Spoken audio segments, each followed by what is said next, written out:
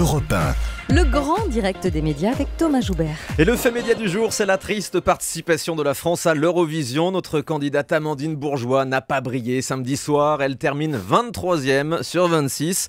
On va se demander ce matin si ça sert encore à quelque chose de participer puisqu'on ne gagne jamais. Avec nous, Bastien Milot, notre spécialiste de la communication et de l'Eurovision. Bonjour Bastien. Bonjour Thomas, bonjour à tous. Alors rappel des faits pour commencer pour ceux qui étaient comme moi devant The Voice samedi soir. Eh oui, et moi j'ai été devant l'Eurovision, donc je vais tout vous raconter ce matin. La malédiction Marie-Myriam, Thomas, a encore frappé. Il faut être né avant 1977, ça tombe bien, vous étiez tout bébé, pour pouvoir dire « J'ai connu la France gagnant l'Eurovision ». Samedi soir, des centaines de millions de téléspectateurs avaient pourtant les yeux rivés sur Malmö, 3e ville de Suède, où était organisé ce 58e concours, devant 11 000 spectateurs en délire.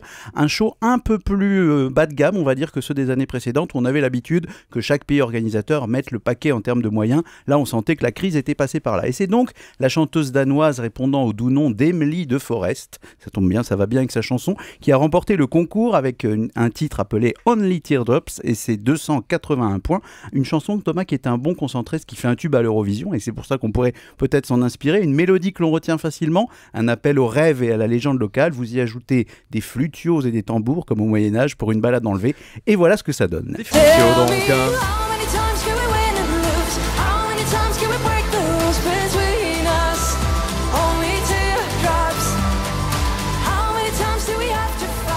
Efficace, on entend bien le flutio derrière. Exactement, il faut toujours rajouter un petit peu de flutio. Donc c'est la 3e victoire du Danemark à ce concours, et comme en 2000, le pays a été sacré chez son voisin suédois. L'édition 2014, je suis sûr que vous vous y précipiterez, Thomas, se déroulera donc probablement à Copenhague. Et en ce qui nous concerne, notre candidate Amandine Bourgeois a terminé, hélas, 23e sur 26 avec 14 petits points, difficilement glanés ça et là. Et voilà, et donc cette 23e place signe le 35e échec consécutif de la France pour remporter l'Eurovision. Eh oui, vous aimez appuyer là où ça fait mal, et pourtant on pouvait saluer ce choix qui était le choix de l'originalité, une chanson décalée, une interprète motivée. Vue de France, de la vie générale, c'était plutôt prometteur, et Amandine Bourgeois chantait donc L'Enfer et moi, et de la vie générale, elle s'en est d'ailleurs plutôt bien sortie sur scène. Même les réseaux sociaux, pourtant si prompts à la critique acide, ont plutôt bien accueilli son interprétation, que je vous remémore pour ceux qui n'ont pas pu l'entendre. Je vais te faire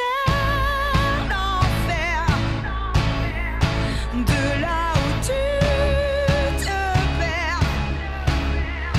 Regarde bien derrière. C'est moins dansant que la chanson danoise quand même. Exactement, et c'est évidemment ce qu'on appelle moins Eurovision, donc un peu moins formaté pour gagner ce genre de concours. Une bonne chanson, Thomas, une chanteuse chevronnée à l'Eurovision, ça ne suffit pas, d'autant plus que le sort s'en est mêlé. Quelques heures avant le début du concours, Amandine Bourgeois avouait qu'elle n'était pas très bien et qu'elle souffrait d'une laryngite.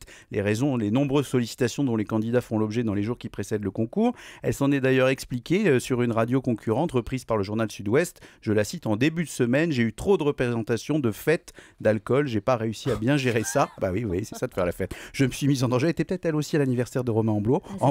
Mon côté Janis Joplin ne m'aide pas à avoir le mental des grands sportifs. C'était peut-être ça l'explication.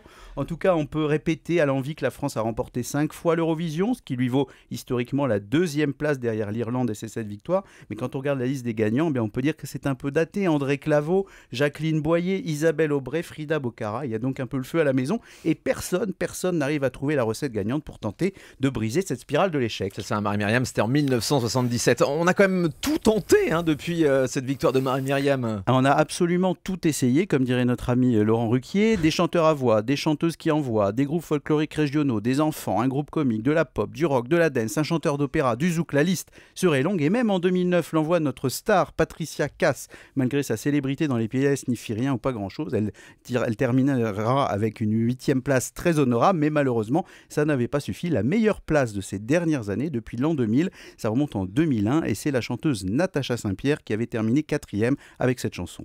Mais je n'ai que mon âme pour te parler de moi.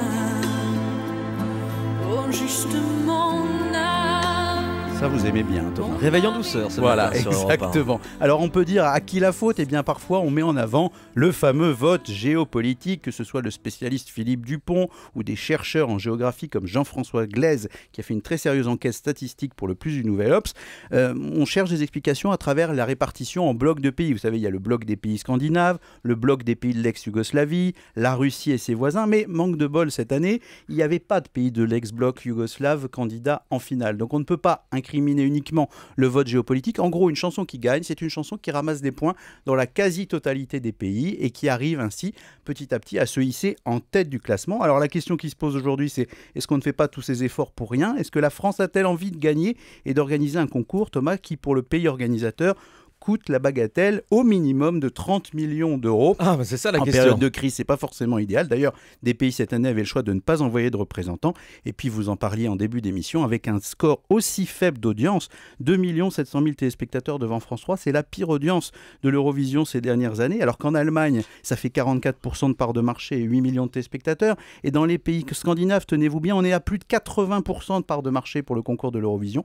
Donc, il y a bien un problème d'adéquation entre le programme et les téléspectateurs. Et comme chaque année, on va se demander s'il faut continuer. Et quelque chose me dit, Thomas, et on parie ce matin, qu'on recommencera encore longtemps. Oui, et dans les premières déclarations, on a senti beaucoup de désolation de la part d'Amandine Bourgeois. J'ai fait ce que j'ai pu, disait-elle ce week-end.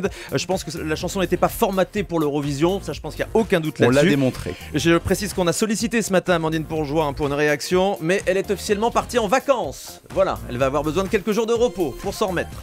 Si elle s'en remet. Merci beaucoup, Bastia.